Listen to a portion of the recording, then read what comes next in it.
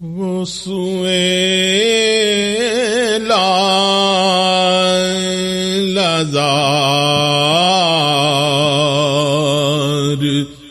پھر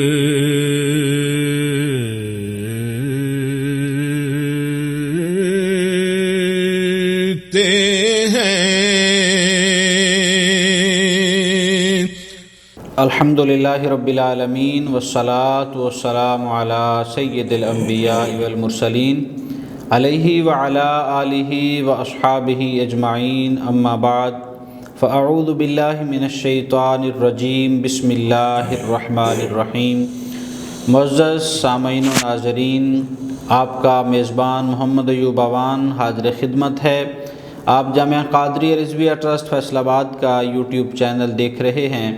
ہم آج 11 رمضان المبارک نور رمضان افطار ٹرانسمیشن کے اس خوبصورت پروگرام میں آپ کی خدمت میں حاضر ہیں۔ آج کے ہمارے پروگرام کا عنوان ہے پڑوسیوں کے حقوق۔ اس عنوان پر گفتگو کریں گے۔ ہمارے ساتھ آج مہمان موجود ہیں مولانا محمد زاہد الحسن صاحب، جو کہ ہمارے جامعہ قادریہ رضویہ کے ہونہار فاضل ہیں۔ آج ہم ان سے جان سکیں گے کہ پڑوسیوں کو قرآن و سنت میں کیا حق حقوق دیے گئے ہیں، ان کے حقوق کی قرآن و سنت نے کس طرح تاکید کی ہے، اور نبی اکرم شفیع اعظم جان دو عالم صلی اللہ علیہ وسلم کا یہ فرمان سامنے رکھتے ہوئے کہ جناب جبریل پڑوسیوں کے حقوق بیان کرنے لگے تو سرکار نے یہ گمان کیا کہ شاید اللہ تعالیٰ اب پڑوسیوں کو وراثت کا حقدار قرار دے دے گا۔ اس حدیث مبارکہ کی روح جاننے کی کوشش کریں گے، اور اس کے اندر چھپے ہوئے جتنے بھی سوالات ہیں وہ ہم اپنے معزز و محترم مولانا زاہد الحسن صاحب سے کریں گے۔ پڑوسیوں کے حق حقوق پر اللہ تعالیٰ اجر کتنا دیتا ہے، اور اگر پڑوسیوں کے ساتھ حسن سلوک نہیں برتیں گے تو اس پر کیا وعید آئی ہے، اور پڑوسیوں کے ساتھ آپ کن کن محاذ پر کن کن موقعوں پر ان کے ساتھ حسن سلوک برتیں گے، کن کن موقعوں پر آپ کو ان کے ساتھ حسن سلوک نہ برتنے کا حکم دیا گیا ہے، اس پر ہم تفصیلی گفتگو کریں گے۔ السلام علیکم ورحمۃ اللہ وبرکاتہ۔ مولانا محمد زاہد الحسن صاحب، جو کہ پہلے بھی ہمارے پروگرامز کا حصہ رہتے ہیں، ہم آپ کو خوش آمدید کہتے ہیں، ویلکم کرتے ہیں۔ آپ تشریف لائے۔ ہماری دعا کہ اللہ تعالیٰ آپ کے علم و فضل میں، عمر میں برکتیں عطا فرمائے، اور اللہ تعالیٰ آپ کو دین متین کی صحیح معنوں میں خدمت کرنے کی توفیق عطا فرمائے۔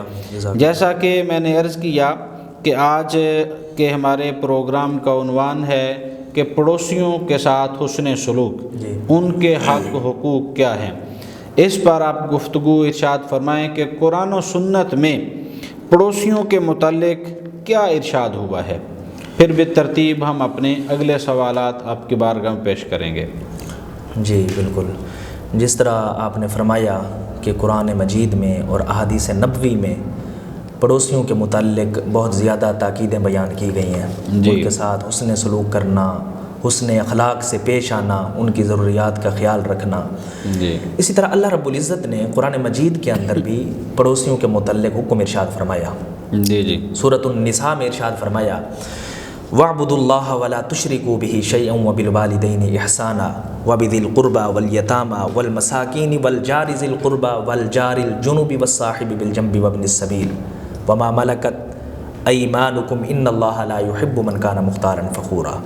اس آیت کریمہ میں اللہ رب العزت نے ہر انسان کے حقوق بیان فرما دیے ہیں۔ فرمایا اللہ کی عبادت کرو، اسی کے ساتھ کسی کو شریک نہ ٹھہراؤ، اور والدین کے ساتھ حسن سلوک کرو، مسکینوں کے ساتھ حسن سلوک کرو، یتیموں کے ساتھ حسن سلوک کرو۔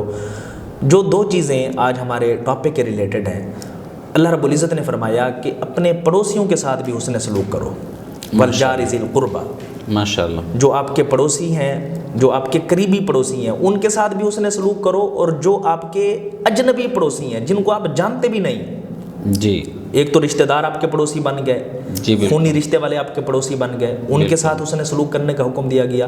ایک فرمایا گیا والجار الجنب، کہ جن کو آپ جانتے ہی نہیں ہیں، جن کا آپ کے ساتھ کوئی تعلق نہیں ہے، کوئی رشتہ نہیں ہے، خونی رشتہ نہیں ہے، کوئی رشتہ، اللہ رب العزت نے ان کے ساتھ بھی حسن سلوک کرنے کا حکم دیا کہ تم نے ان کے ساتھ بھی حسن سلوک کرنا ہے۔ یہ اللہ رب العزت نے ایک لوگوں کے لیے ایک امر مقرر کر دیا ہے کہ تم نے ان لوگوں کا خیال رکھنا ہے، ان کے حق تمہارے اوپر لازم ہے۔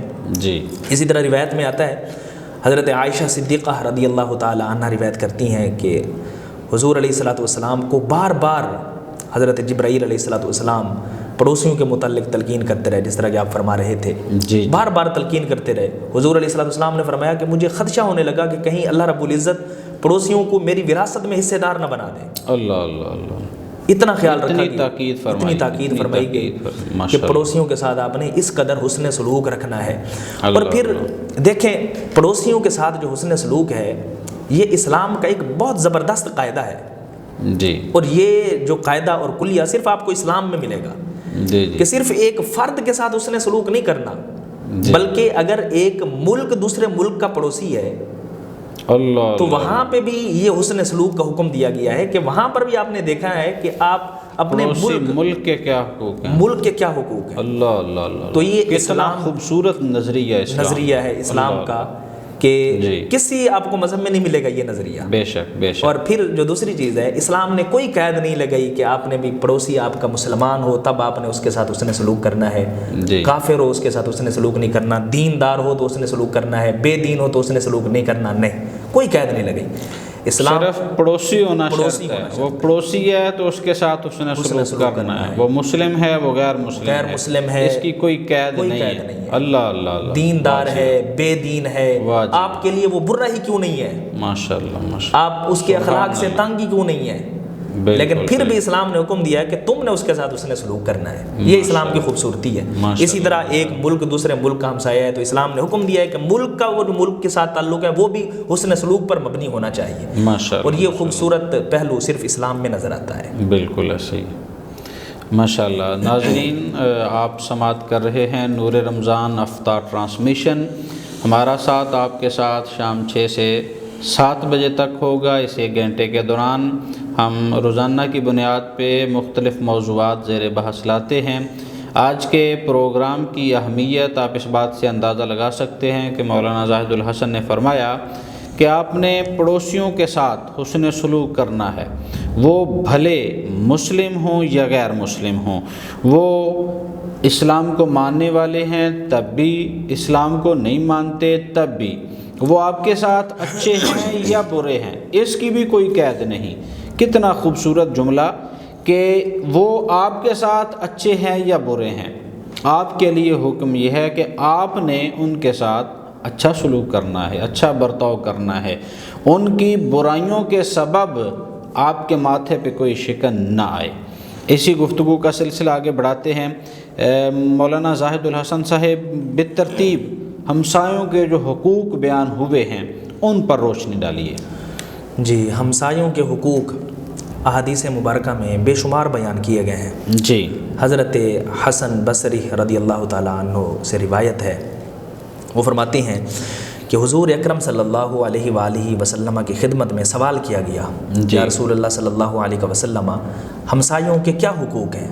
جی، کہ ہم نے کون کون سی ان کی چیزوں کو پورا کرنا ہے اور کن چیزوں کا خیال رکھنا ہے، اور کس طرح ان کے ساتھ حسن سلوک سے پیش آنا ہے۔ تو حضور علیہ الصلوۃ والسلام نے فرمایا کہ اگر تمہارا ہمسایہ تم سے قرض مانگے تو اس کو فی الفور قرض دو۔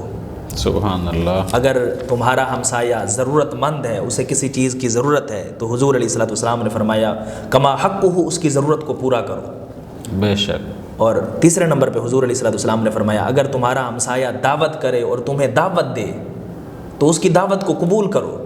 اللہ اللہ، یہ امتیاز کیے بغیر کہ وہ امیر ہے یا غریب ہے، اس کا سٹیٹس آپ کے سٹیٹس کے برابر ہے یا نہیں ہے۔ اللہ اللہ اللہ۔ حضور علیہ السلام نے فرمایا کہ یہ حق ہے مسلمان کا مسلمان کے اوپر، یہ بخاری شریف کی ایک اور روایت ہے کہ مسلمان کا مسلمان کے اوپر حق ہے کہ جب وہ دعوت دے تو اس کی دعوت کو قبول کیا جائے۔ واہ واہ۔ لیکن اس چیز کی کمزوری ہے ہمارے معاشرے میں کہ ہم دیکھتے ہیں کہ اگر ہمارے لیول کا کوئی بندہ ہمیں دعوت دے تو ہم بھاگ کر جاتے ہیں، بے شک، اور اگر کوئی مسکین غریب یتیم ہمیں دعوت دے ایسے ہی تو ہم کتراتے ہیں اس کے گھر جانے سے کہ کیسے جائیں، ہمارا اسٹیٹس لو ہو جائے گا، لوگ کیا کہیں گے، لوگ دیکھیں گے تو بھی اس کے ہاں یہ مہمان بنا ہوا ہے۔ واہ جی واہ۔ حالانکہ اسلام اس چیز کا بالکل حکم نہیں دیتا۔ اسلام کی خوبصورتی یہ ہے کہ اگر بغیر امتیاز کیے وہ غریب ہے تب بھی اس کی دعوت کو قبول کرو۔ واہ جی واہ۔ اور میں تو یہ کہتا ہوں کہ اگر غریب دعوت دے تو اس کو زیادہ عزت سے نوازا جائے، واہ کیا اس کو جا کے زیادہ عزت دیں تاکہ اسلام کی خوبصورتی سے وہ بھی مستفید ہو سکے۔ جی جی۔ اگر غریب ہونے کی وجہ سے اس کے دل میں تھوڑی سی کوئی کمی رہ گئی تھی تو جب وہ اسلام کی اس خوبصورتی کو دیکھے نا تو وہ بھی اشکار اٹھے۔ واہ جی واہ۔ حضور علیہ الصلوۃ والسلام نے فرمایا کہ اگر تمہارا ہمسایہ بیمار ہو جائے تو اس کی تیمارداری کرو، جا کے پوچھو اس کے پاس، اس کی حالت پوچھو، اس کی طبیعت پوچھو۔ جی۔ اور حضور علیہ الصلوۃ والسلام کا فرمان ہے ایک اور روایت میں ہے کہ جب تم بیمار کے پاس جایا کرو تو ان سے کہا کرو کہ تمہارے لیے وہ دعا کرے۔ واہ جی واہ۔ کیونکہ وہ اللہ رب العزت کے زیادہ قریب ہوتا ہے اس وقت۔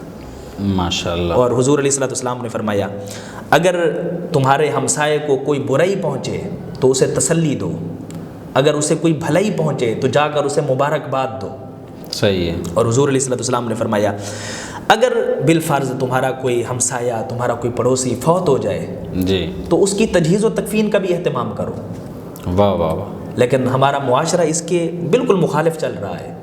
آج کل یہ صورتحال ہے کہ اگر ایک گلی میں ہمارا ہمسایہ کوئی فوت ہو جائے تو ہمیں پتہ نہیں ہوتا کہ کوئی فوت ہو گیا یا نہیں فوت ہو گیا۔ بالکل۔ ہم اپنی خوشی میں مست ہوتے ہیں، حالانکہ یہ اسلام کا حسن نہیں ہے۔ بالخصوص جو شہری علاقے ہیں، بالکل شہری علاقوں میں یہ چیز کی بڑی کمی پائی جاتی ہے کہ وہاں پہ خوشیاں اور غمیاں سانجھی نہیں ہیں۔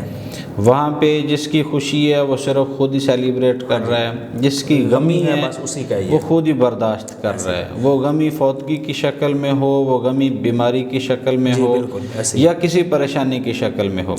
جبکہ اسلام کا جو خوبصورت انداز ہے وہ یہ ہے کہ آپ کا کوئی ہمسایہ ہے تو اس کی خوشیاں اور غمیاں آپ کے ساتھ سانجھی ہونی چاہیے۔ اگر اسے کوئی تکلیف پہنچ رہی ہے تو آپ نے اس کی تکلیف میں برابر کا شریک ہونا ہے، اور اگر اسے کوئی خوشی ملی ہے تو آپ نے اس خوشی کو دوبالا کرنے کے لیے اپنا حصہ ضرور ڈالنا ہے۔ جی اسی گفتگو کو انشاءاللہ ہم آگے بڑھائیں گے، یہاں پر ایک چھوٹی سی بریک لیں گے، بہت جلد دوبارہ آپ کی خدمت میں حاضر ہوتے ہیں۔ دیکھتے رہیے نور رمضان افطار ٹرانسمیشن۔ وہ سوئے لازار پھر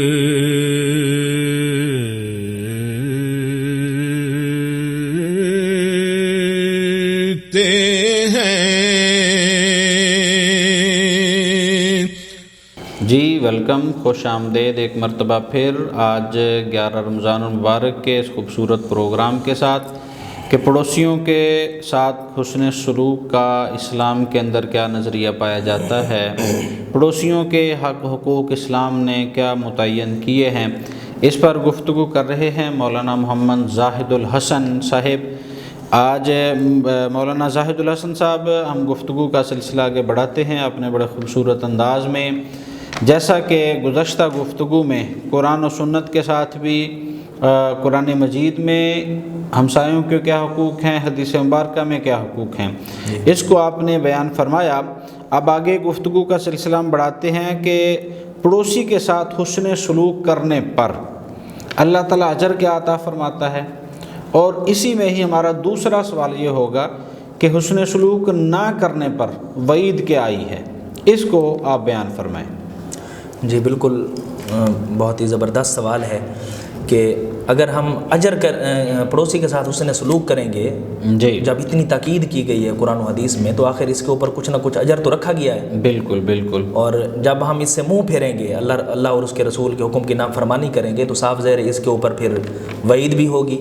جی جی۔ احادیث مبارکہ میں ہے، حضرت عبداللہ ابن عمر رضی اللہ تعالی عنہما سے روایت ہے کہ رسول اللہ صلی اللہ علیہ وآلہ وسلم نے فرمایا، وہی حدیث جو ایک بار میں نے پہلے بھی عرض کیا جی، کہ جبرائیل علیہ السلام نے بار بار تاکید فرمائی کہ پڑوسیوں کے ساتھ حسن سلوک کرو، پڑوسیوں کے ساتھ حسن سلوک کرو، پڑوسیوں کے ساتھ حسن سلوک کرو، حسن اخلاق سے پیش آؤ۔ حضور علیہ السلام نے فرمایا مجھے گمان ہو گیا کہ شاید یہ وراثت میں حصے دار نہ بن جائیں۔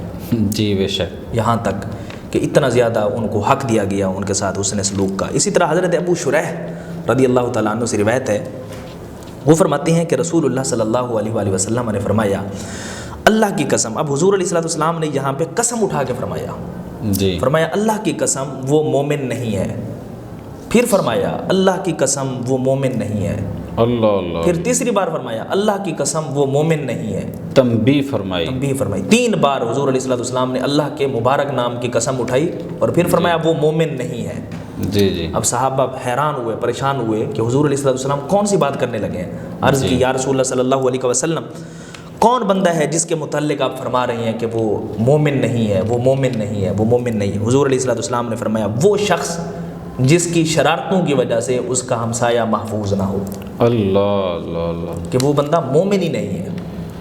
اللہ، اب حضور علیہ السلام نے جب اللہ کے مبارک نام کی قسم اٹھائی ہو اور پھر زبان مبارک بھی حضور کی ہو اللہ اللہ، اور حضور علیہ السلام اس کے ایمان کی نفی کر رہے ہوں، تو پھر اس میں کوئی گنجائش باقی نہیں رہ جاتی۔ اللہ اللہ، کتنی بڑی وعید ہے بہت بڑی، کہ اگر آپ کا ہمسایہ آپ کی شرارت کے شر سے محفوظ نہیں ہے، محفوظ نہیں ہے تو آپ کا ایمان خطرے میں ہے، خطرے میں ہے، ایمان ہی نہیں ہے آپ کا۔ اب شرارتیں دیکھیں، ہماری شرارتیں مختلف طریقوں سے ہیں، ہماری زبان سے بھی شرارتیں ہیں، بالکل ہمارے ہاتھ سے بھی شرارتیں ہیں۔ بالکل، تو بعض اوقات ہم ایسا کرتے ہیں کہ زبان سے شرارتیں کرتے ہیں، اپنے ہمسائے کو تکلیف دیتے ہیں، گالم گلوچ، اس کی غیبت کرنا، برے الفاظ میں یاد کرنا، اور بعض اوقات ایسا ہوتا ہے کہ ہم ہاتھ کے ساتھ جو ہے نا شرارتیں کرتے ہیں، مار پیٹ پہ آ جاتے ہیں، اذیت دیتے ہیں۔ اس لیے تو حدیث پاک میں آیا ہے المسلم من سلم المسلمون من لسانہ و یدہ، بالکل، کہ مسلمان تو وہ ہے جس کی زبان اور ہاتھ سے دوسرے مسلمان محفوظ رہیں۔ اللہ اللہ، اسلام کا دار و مدار بھی، ایمان کا دار و مدار بھی اسی چیز پہ رکھ دیا بے شک، کہ آپ دیکھیں کہ آپ کے جو دوسرے مسلمان آپ کے ساتھ رہ رہے ہیں کیا وہ آپ سے مطمئن ہیں؟ اللہ اللہ اللہ، کہ آپ جو معاشرے میں رہ رہے ہیں، معاشرے میں اور رہنے والے لوگ آپ کے ادھر رہنے سے، آپ کے وجود سے مطمئن ہیں؟ اس کو حضور علیہ السلام نے ایمان ہی کہا ہے، اسلام ہی کہا ہے۔ مسلمان ہی تب بنیں گے، مومن ہی تب بنیں گے۔ بے شک، اور یہ صرف یہاں تک محدود نہیں کہ آپ محلے میں رہ رہے ہیں تو اس جہاں، بلکہ نہیں، بندے کا جہاں بھی وجود ہے جی یہ وہاں ساتھ جائے گا۔ مثال کے طور پہ آپ آفس میں جا رہے ہیں، جی جی آپ سفر کر رہے ہیں، آپ مسجد میں جا رہے ہیں، درگاہ میں جا رہے ہیں، کہیں بھی جا رہے ہیں، جی، وہاں پہ جو آپ کے ریلیٹڈ لوگ ہیں، جو آپ کے قریبی لوگ ہیں، وہ سارے آپ کے ہمسائے ہیں، جی، اور وہ سارے آپ کے اس حسن سلوک کے مستحق ہیں۔ بے شک، اسلام نے یہ خوبصورت کنبہ بنا دیا ہے آپ کا کہ آپ کی شرارتوں کی وجہ سے وہ بھی محفوظ رہنے چاہیے، آپ کی زبان سے، آپ کے ہاتھ سے۔ سبحان اللہ، سبحان، اگر آپ کا کوئی ماتحت بندہ ہے تو آپ کی زبان اتنی کرب نہیں ہونی چاہیے کہ وہ آپ کی پیٹھ پیچھے آپ کو گالی دیتا پھرے، جی بالکل، اور آپ کا اخلاق اچھا ہونا چاہیے، آپ کے ہاتھ جو ہیں وہ بھی بہتر ہونے چاہیے۔ بلکہ اخلاق کا تو پتہ ہی تب چلتا ہے ہاں جی، کہ جب آپ اپنے ماتحتوں کے ساتھ گفتگو کر رہے کرتے ہو، کیونکہ جو آپ کے مافوق ہے، جو آپ کے اوپر ہے، اس سے تو آپ نے ادب کے سارے تقاضے پورے کر کے گفتگو کرنی ہے، آپ کا احترام، آپ کی عزت نفس، ہر چیز کو مد نظر رکھ کے۔ جی بالکل، اخلاق کا علم تب ہوتا ہے جب آپ اپنے ماتحت کے ساتھ گفتگو کر رہے، اب وہاں پہ آپ تمیز کے کن دائروں میں رہتے ہیں، وہاں پر آپ کے الفاظ کتنے ترش ہیں یا میٹھے ہیں، یہ وہاں جا کر آپ کا اخلاق فیصلہ کرتے ہیں۔ جی ماشاءاللہ۔ اسی طرح روایت میں آتا ہے، قاضی ابو شریح نقل کرتے ہیں جی کہ حضور علیہ السلام نے فرمایا جو شخص اللہ اور یوم آخرت پر ایمان رکھتا ہے، جی، حضور علیہ السلام نے فرمایا کہ اسے چاہیے کہ وہ مہمان کی تکریم کرے۔ ماشاءاللہ۔ پھر حضور علیہ السلام نے فرمایا جو شخص اللہ اور یوم آخرت پر یقین رکھتا ہے، جی، اسے چاہیے کہ وہ اپنے پڑوسی کے ساتھ حسن سلوک کرے۔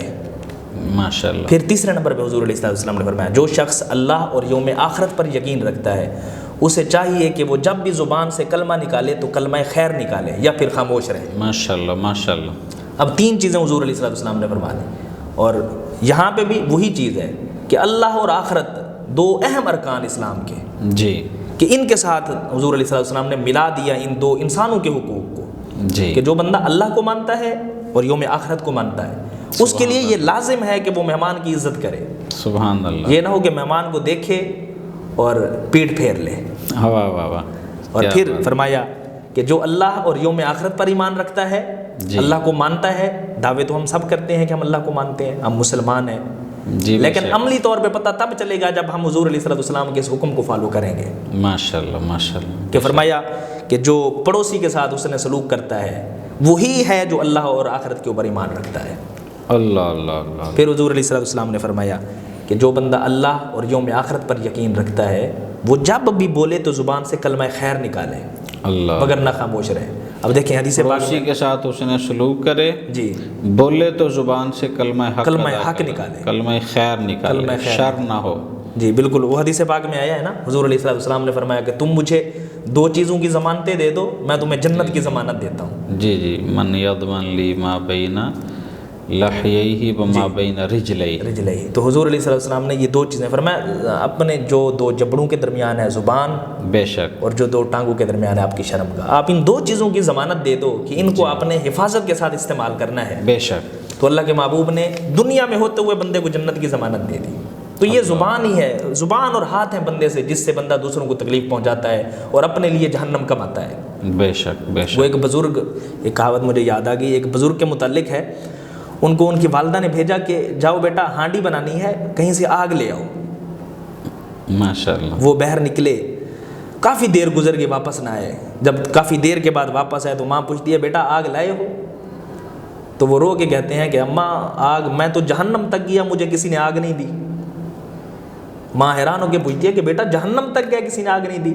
ہاں اماں جی، جہنم کے دربانوں نے کہا کہ بھائی ادھر جو آتا ہے وہ اپنی آگ خود لاتا ہے، اللہ اللہ اللہ اللہ۔ ادھر ایسے کسی کو آگ نہیں ملتی۔ اب ہم اپنے ہاتھوں اور زبان سے اپنی آگ خود جمع کر رہے ہیں۔ اللہ اللہ۔ کہ اگر اس نے سلوک نہیں کر رہے پڑوسیوں سے، ہمارے ہاتھ سے دوسرے مسلمان محفوظ نہیں ہیں، ہماری زبان سے دوسرے مسلمان محفوظ نہیں ہیں، تو یہ جو اسلام کا خوبصورت چہرہ ہے نا، یہ ہم سے دور ہو رہا ہے۔ پھر ہم اپنے لیے اپنے ہاتھوں سے، اپنی زبان سے اپنی آگ تیار کر رہے ہیں۔ ماشاءاللہ ماشاءاللہ۔ اسی طرح روایت میں آتا ہے، حضرت ابو ہریرہ رضی اللہ تعالیٰ عنہ سے روایت ہے، ایک شخص نے کہا حضور علیہ الصلوۃ والسلام کی خدمت میں حاضر ہو کر، یا رسول اللہ صلی اللہ علیہ وسلم، ایک عورت کے صوم و صلات کی بہت زیادہ باتیں سنی ہیں کہ وہ بڑی دن کو روزے رکھتی ہے، رات کو زاہدہ عابدہ ہے، اور ساتھ ہی کہتے ہیں یا رسول اللہ صلی اللہ علیہ وسلم، لیکن اس کے پڑوسی جو ہے نا اس کے شر سے محفوظ نہیں ہے۔ اللہ اللہ اللہ۔ وہ پڑوسیوں کے ساتھ اس نے سلوک نہیں کرنی۔ حضور علیہ السلام نے فرمایا وہ جہنمی ہے۔ ماشاءاللہ۔ پھر حضور علیہ السلام کے سامنے ایک اور عورت کا ذکر کیا گیا، یا رسول اللہ صلی اللہ علیہ وسلم، فلاں عورت کے بارے میں ہے کہ وہ صوم و صلات کی اتنی پابند نہیں ہے، وہ جو ہے کچھ چھوٹی چھوٹی چیزیں، پنیر کے ٹکڑے صدقہ کرتی ہے، اور ساتھ جو اس کے پڑوسی ہیں نا ان کے ساتھ اس نے سلوک کرتی ہے۔ صحیح۔ صوم و صلات یہ حقوق اللہ ہے، جی، حقوق اللہ کی اتنی پابندی نہیں کرتی، لیکن پڑوسیوں کے حقوق، پڑوسیوں سے اس نے سلوک کرتی ہے، یہ حقوق العباد ہیں۔ جی، لیکن حقوق العباد کی پابندی کرتی ہے۔ حضور علیہ السلام نے فوراً فرمایا وہ جنتی ہے۔ واہ جی واہ، کیا بات، کیا جو حقوق العباد کی خاطر تگ دو کر رہی ہے، حقوق العباد کو دیکھ رہی ہے، تو وہ جنتی ہے۔ یہی چیز ہے، حقوق اللہ جو ہیں وہ اللہ رب العزت جسے چاہے معاف فرما دے، بے شک، اور لیکن حقوق العباد جو ہیں جب تک رب کی مخلوق معاف نہیں کرے گی تب تک رب بھی معاف نہیں کرے گا۔ بے شک بے شک۔ اسی طرح روایت میں آتا ہے، حضرت عبداللہ ابن عباس رضی اللہ تعالیٰ عنہ ارشاد فرماتے ہیں کہ 3 عادتیں زمانہ جہلیت کی تھیں، اگر آج مسلمان بھی انہیں کو اپنا لیں تو وہ مسلمانوں کے لیے بہت ہی عمدہ ہیں جی، اور بہت ہی بہتر ہیں۔ کون کون سی؟ پہلی عادت فرماتے ہیں زمانہ جہلیت میں یہ تھا کہ اگر کسی کے پاس کوئی مہمان آ جاتا تو اس کی مہمان نوازی میں سر توڑ کر کوشش کرتے کہ اس کی مہمان نوازی میں کوئی کسر نہ رہ جائے، جی، جتنا ہو سکے ان سے وہ ان کی خاطر تواضع کرتے ہیں۔ جی، دوسری ان کی عادت کیا تھی؟ فرماتے ہیں دوسری ان کی عادت یہ تھی کہ اگر کسی کی بیوی بوڑھی ہو جاتی تو بجائے اس کو طلاق دینے کے، اس کی خستہ حالی کے خوف کی وجہ سے اسے اپنے پاس رکھتے، صحیح ہے، اسے چھوڑ نہ دیتے۔ جی جی، یہ زمانہ جاہلیت میں ایک خصلت تھی۔ تیسری خصلت یہ تھی، حضرت عبداللہ ابن عباس رضی اللہ تعالیٰ عنہ فرماتے ہیں کہ جب کسی کا ہمسایہ قرض تلے دب جاتا جی، تو پوری کوشش کرتے کہ اس کا قرض ہم اتار دیں۔ واہ جی، تو فرماتے ہیں کہ اگر یہ تینوں خصلتیں مسلمانوں کے اندر بھی پائی جائیں تو یہ ان کے لیے بہت بہتر ہے اور بہت زیادہ کار ثواب کا باعث ہے، ماشاءاللہ، بہت زیادہ اجر و ثواب ملنے والا ہے۔ تو یہ احادیث مبارکہ میں ہمسایوں کے ساتھ حسن سلوک کرنے پر اجر اور نہ کرنے پر فائدوں کا بیان فرمایا گیا ہے۔ جی ناظرین، بڑے خوبصورت انداز میں، بڑے آسان فہم انداز میں مولانا زاہد الحسن صاحب اپنی خوبصورت گفتگو ارشاد فرما رہے ہیں۔ آپ کی گفتگو کا عنوان ہے کہ پڑوسیوں کے ساتھ حسن سلوک اور ان کے حق حقوق۔ پڑوسیوں کے ساتھ اچھا سلوک برتنے پر اللہ تعالیٰ نے کیا اجر کا اعلان کیا ہے، اور پڑوسیوں کے ساتھ اچھا سلوک نہ کرنے پر سرکار نے کیا وعید فرمائی ہے، اس پر ہم گفتگو کر رہے ہیں۔ یہاں ایک چھوٹی سی بریک لیں گے، بہت جلد دوبارہ آپ کی خدمت میں حاضر ہوں گے۔ وہ سوئے لازار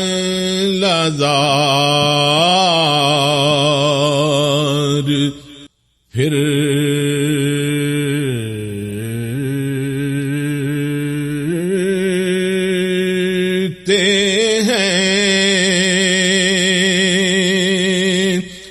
جی معزز ناظرین، ایک مرتبہ پھر آپ کی بارگاہ میں حاضر خدمت ہے محمد ایوب اعوان، نور رمضان افطار ٹرانسمیشن کے ساتھ جامعہ قادریہ رضویہ کے یوٹیوب چینل سے آپ کی خدمت میں پڑوسیوں کے حقوق اور ان کے ساتھ حسن سلوک پر اجر و ثواب اور ان کے نہ کرنے پر کیا وعیدیں آئی ہیں، ہم گفتگو سماعت کر رہے ہیں مولانا محمد زاہد الحسن صاحب کی۔ جی مولانا صاحب، آپ گفتگو فرما رہے تھے پڑوسیوں کے ساتھ اچھا برتاؤ کرنے پر اللہ تعالیٰ نے اجر کا کیا اعلان فرمایا ہے، اور اسی طرح نہ کرنے پر کیا وعیدیں آئی ہیں۔ اپنی گفتگو کا سلسلہ آگے بڑھائیے۔ جی بالکل، حدیث پاک میں آتا ہے، حضرت امام حسن رضی اللہ تعالیٰ عنہ سے روایت ہے، وہ فرماتے ہیں کہ رسول اللہ صلی اللہ علیہ وآلہ وسلم نے فرمایا 2 قدم جو ہیں اللہ رب العزت کو بہت زیادہ پسند ہیں۔ جی ماشاءاللہ۔ وہ کون کون سے؟ فرمایا ایک بندے کے وہ قدم جو فرض نمازوں کے لیے اٹھ کے جاتے ہیں مسجد کی طرف۔ جی صحیح۔ فرض نماز جب بندہ مساجد باجماعت نماز ادا کرنے کے لیے جاتا ہے تو وہ بندے کے قدم جو ہیں وہ اللہ رب العزت کو بہت محبوب ہیں۔ جی ماشاءاللہ۔ اور دوسرے حضور علیہ السلام نے فرمایا کہ وہ قدم کہ جو اعز و اقارب اور رشتہ داروں سے صلہ رحمی کرنے کے لیے اٹھتے ہیں، جی ماشاءاللہ، وہ قدم اللہ رب العزت کو بہت محبوب ہیں۔ اب یہ دونوں چیزیں جو ہے نا بڑی زبردست ہیں اور بڑی اہم ہیں کہ فرض نمازوں کی طرف، فرض نمازوں کو جا کے مساجد میں پڑھنا، جماعت کے ساتھ پڑھنا، اس کی بھی بہت زیادہ تاکید کی گئی ہے جی کہ نماز جو ہے نا با جماعت پڑھنا۔ لیکن ہماری اکثر کی اس چیز میں کوتاہی ہوتی ہے، مساجد کے گھر بھی ساتھ ہوتا ہے، پھر بھی ہم کوتاہی کرتے ہیں کہ ہم مسجد میں نماز با جماعت نہیں پڑھتے۔ جی حالانکہ حضور علیہ السلام کا فرمان مقدس ہے۔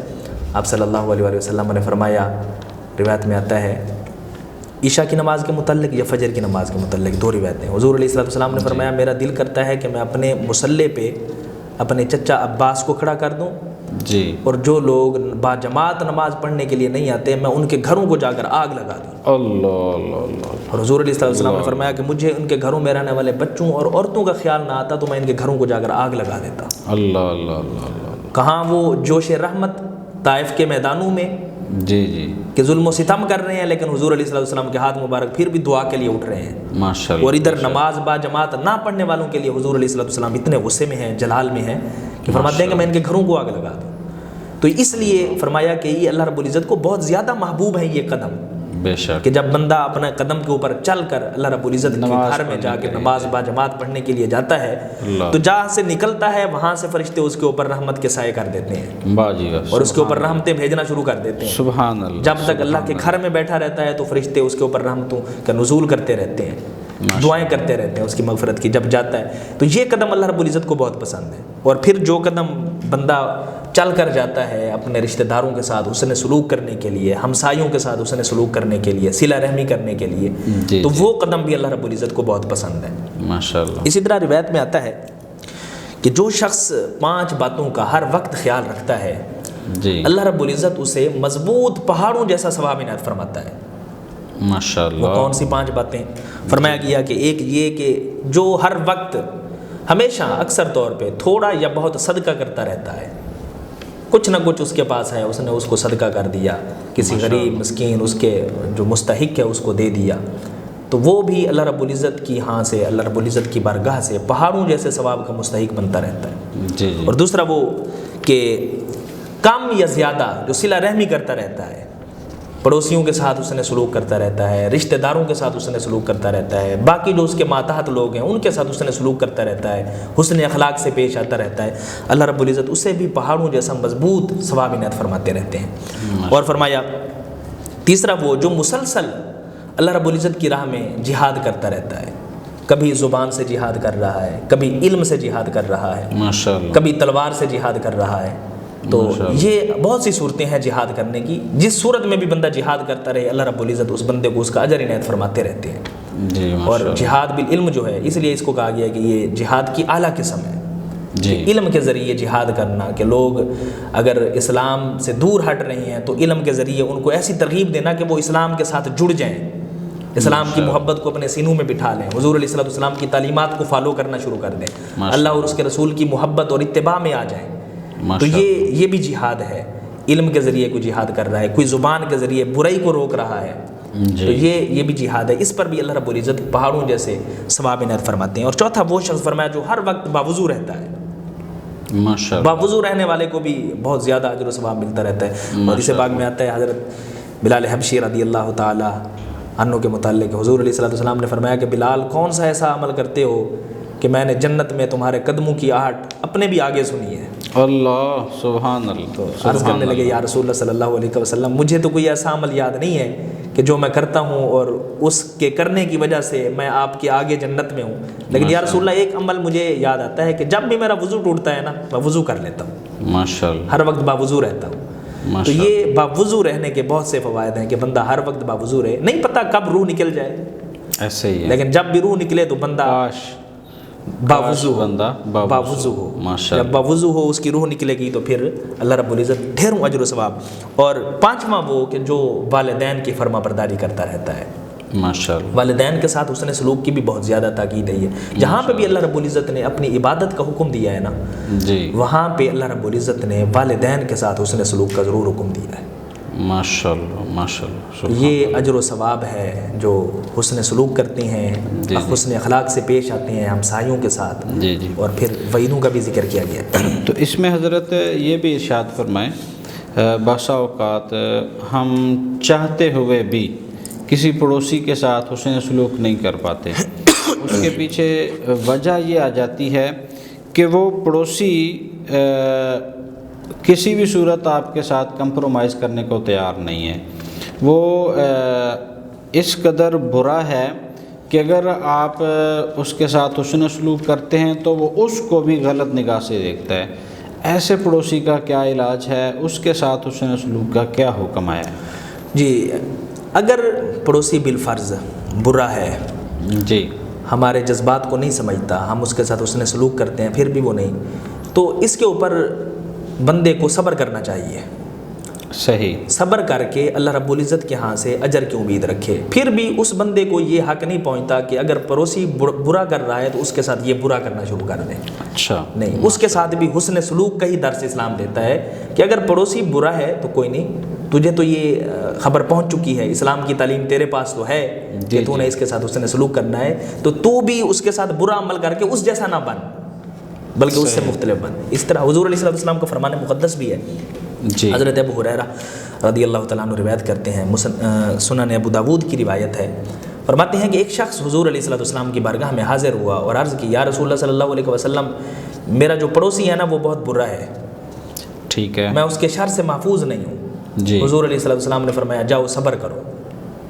ماشاءاللہ. ایک بار وہ پھر حاضر ہوا، اس نے عرض کی یا رسول اللہ صلی اللہ علیہ وسلم میرا پڑوسی برا ہے، میں اس کے شر سے محفوظ نہیں ہوں. جی. حکم ارشاد فرمایا. حضور علیہ السلام نے پھر فرمایا جاؤ صبر کرو. ماشاءاللہ، ماشاءاللہ. 2 مرتبہ حضور علیہ السلام نے صبر کی تلقین دی. تو ہمیں بھی دیکھنا چاہیے کہ ہم اگر پڑوسی برا ہے تو ہم صبر کریں. جی صحیح ہے. صبر سے اس وقت کو گزار دیں. ہو سکتا ہے اللہ رب العزت اس کے دل کے اندر ڈال دے، رحم و کرم ڈال دے اور وہ سمجھ جائے. پھر کچھ عرصے کے بعد پھر وہ حاضر ہوا. جی. عرض کی یا رسول اللہ صلی اللہ علیہ وسلم میرا پڑوسی برا ہے، میں اس کے شر سے محفوظ نہیں ہوں. جی جی. 2 بار پہلے بھی عرض کیا. حضور علیہ السلام نے فرمایا جاؤ اپنا مال و متاع اٹھا کے راستے پہ لے آؤ اور راستے پہ بیٹھ جاؤ. ماشاءاللہ. اس نے ایسا کیا. اس نے اپنا سامان اٹھا کے راستے کو برا کر بیٹھ گیا. اب جو بندہ بھی آتا گزرتا پوچھتا بھائی گھر چھوڑ کے راستے پر کیوں بیٹھے ہو، تو وہ بتاتا کہ میں اپنے پڑوسی کے شر کی وجہ سے محفوظ نہیں ہوں، اس لیے میں راستے پہ بیٹھا ہوں. ماشاءاللہ. میرا پڑوسی میرے ساتھ حسن سلوک نہیں کرتا، ماشاءاللہ. میں اس کے ساتھ حسن سلوک کرتا ہوں، لیکن آگے وہ جو ہے نا میرے ساتھ برا سلوک کرتا ہے. جی. اب جو بندہ بھی آتا وہ اس کو بتاتا. اب راوی کہتے ہیں حضرت ابو ہریرہ رضی اللہ تعالیٰ عنہ کہتے ہیں جو بندہ بھی سنتا اس کے اوپر اللہ کی لعنتیں بھیج کے چلا جاتا اللہ اللہ کہ بھئی اس پر اللہ کی لعنت ہو، تو اس کے ساتھ اس نے سلوک کرتا ہے، وہ تیرے ساتھ اس نے سلوک نہیں کرتا۔ جی جی تو ایسے چاند ہی لمحے گزرے تو وہی پڑوسی آ گیا صحیح ہے، اور آگر کہنے لگا کہ میں معافی بھی مانگتا ہوں، معذرت بھی کرتا ہوں، مجھے معاف کر دیں، آج کے بعد میری طرف سے آپ کو کوئی شر نہیں پہنچے گا، لہٰذا مہربانی کر کے اپنا سامان اٹھائیں اور اپنے گھر چلیں۔ واہ سبحان اللہ۔ تو یہ حکمت عملی کے ساتھ جہاں تک بھی ممکن ہو ہم اس کو یقینی بنائیں، جہاں تک بھی ممکن ہو کہ ہم اپنے پڑوسی کو راہ راست پر لے آئیں، بالکل نہ صحیح، کہ اس طرح کہ ہم اگر وہ برا کر رہا ہے تو ہم بھی اس کے ساتھ برائی کرنا شروع کر دیں۔ نہیں، حکمت عملی کے ساتھ کوشش کرنی چاہیے کہ ایک بار نہیں، 2 بار نہیں، 4 بار نہیں، 10 بار آپ اس حد تک جائیں کہ کسی نہ کسی طریقے سے وہ ٹھیک ہو جائے، ماشاء اللہ، وہ اسلام کی خوبصورتی کو پا لے، اسلام کی روشنی کو پا لے، نہ کہ یہ کرنا چاہیے کہ اگر وہ برا کر رہا ہے تو ہم بدلے میں ہم بھی اس کے ساتھ برا کرنا شروع کر دیں، تاکہ جو تھوڑی بہت اس کو پہلے نفرت تھی وہ نفرت مزید بڑھ جائے۔ ماشاء اللہ۔ ناظرین، یہ آپ نے گفتگو سماعت کی مولانا محمد زاہد الحسن صاحب کی۔ یاد رکھیے کہ پڑوسیوں کے آپ پر جو حقوق ہیں اس کو سرکار دو عالم صلی اللہ علیہ وسلم نے بڑی تاکید کے ساتھ ارشاد فرمایا ہے۔ یاد رکھیے کہ اگر پڑوسی کے صرف یہی حقوق نہیں کہ آپ اس کو نکلیں تو اچھا سلام لیں، ہنس کے ملیں، بلکہ اس کے ساتھ ساتھ پڑوسی کے حقوق کے اندر یہ شامل ہے کہ اگر آپ گھر میں کوئی اچھا کھانا بنائیں تو اسے سنت سمجھ کے اپنے پڑوسی کے گھر تک لازمی پہنچائیں۔ اسی طرح یاد رکھیے کہ اگر آپ اپنے بچے کی بھاری بھرکم فیس ادا کر کے اچھے اسکول میں اسے ایڈمیشن لے کے دیتے ہیں اور آپ کے پڑوسی کے پاس اتنے وسائل نہیں ہیں کہ وہ آپ اپنے بیٹے کو کسی اچھے اسکول میں پڑھا سکے، تو جتنا ہو سکے آپ اس کے ساتھ تعاون کریں کہ اس کا بچہ بھی کسی اچھے اسکول میں پڑھ سکے، وہ ذمہ داری، اس کی فیس کی ذمہ داری اپنے اوپر لے لیجئے۔ اسی طرح بہت ساری اور چھوٹی چھوٹی باتیں کہ جن کا خیال رکھنا ضروری ہے۔ مثال کے طور پر آپ کے گھر سے کوئی ایسی ہوا پڑوسی کے گھر کی طرف نہ جائے جس سے اس کو تکلیف پہنچتی ہو۔ آپ اپنی گاڑی، اپنی بائک یا اپنی کوئی بھی سواری کو پڑوسی کے گھر کے سامنے اس طرح کھڑے کریں کہ اسے نکلنے میں، آنے جانے میں تکلیف ہو۔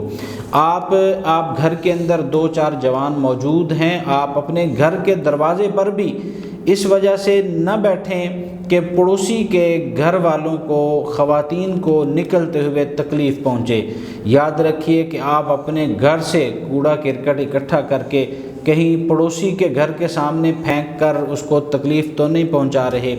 یاد رکھیے کہ آپ اپنے گھر میں کوئی ایسی چیزیں پکائیں کہ جس سے پڑوسی کے گھر تک وہ باپ جائے اور پڑوسی کے بچوں کے اندر طلب پیدا ہو اور وہ آپ کے لیے برا سوچیں۔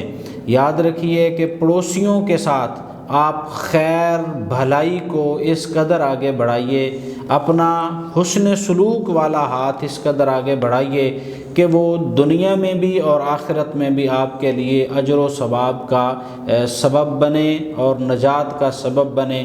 اللہ تعالی ہم سب کو پڑوسیوں کے ساتھ وہ سلوک کرنے کی توفیق دے کہ جو اس کا فرمان ہے اور جو اس کے پیارے حبیب کا فرمان ہے۔